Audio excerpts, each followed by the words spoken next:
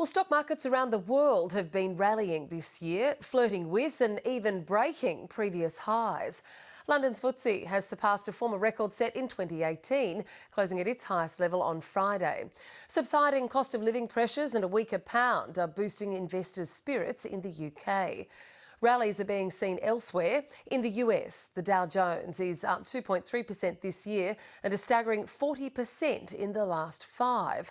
Australia's index is also nudging new record levels, trading nearly 9% higher since the start of 2023 and 30% higher over 5 years. The question is, can this be sustained as global and domestic interest rates continue to rise, albeit at varying degrees? Roger Montgomery from Montgomery Invest says investors are finding value in the market once again. Roger, share markets are rallying around the world. Does it make economic sense and can it be sustained? So the first thing to note is that there's really no correlation between economic performance and share market performance.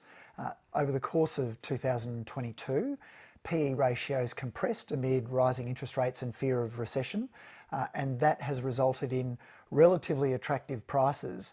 And as the market starts to realise, or investors start to realise that, hey, we might be coming towards the end of this rate rise cycle, they're starting to become optimistic again about the value that's being presented in the market. We've seen that in the US recently, particularly on Friday night. We had those jobs numbers out, much stronger than expected. Indeed. But just prior to that, we saw the Fed's move of 25 basis points. But the rhetoric behind where they're going next, some interpreters, they're pulling back a little bit on that interest rate cycle. What are you thinking there? There was a prediction that in March the Fed would end this current cycle of rate rises. That's probably dashed now. Those hopes are probably gone.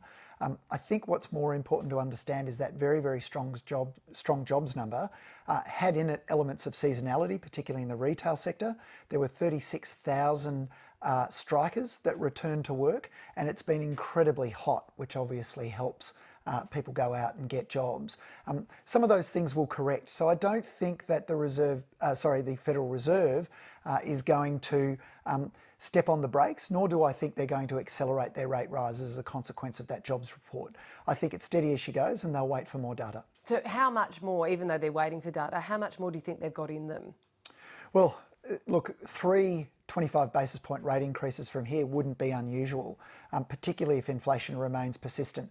I'm very optimistic about the stock market though, because I do think that this year we'll see disinflation, the beginnings of disinflation, and that disinflation becoming entrenched. That will be very positive for share prices. Since the 1970s, disinflation has been very good, particularly for growth stocks. Well, interest rates here will be on the radar very much so tomorrow with the Reserve Bank meeting. What are you tipping?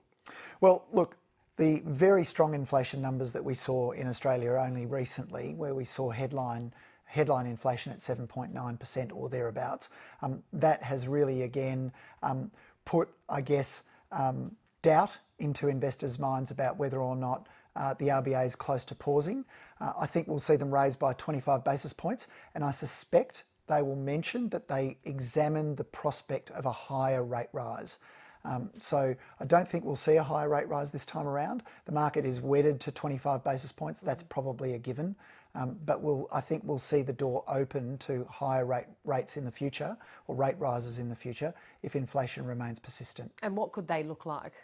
35, 40 basis points is a possibility, but we'll have to wait and see whether or not this inflation spike that we just saw persists. I mean, we have had some economic data since that inflation number, particularly retail sales, which has almost fallen off a cliff. How will that play into the RBA's decision making?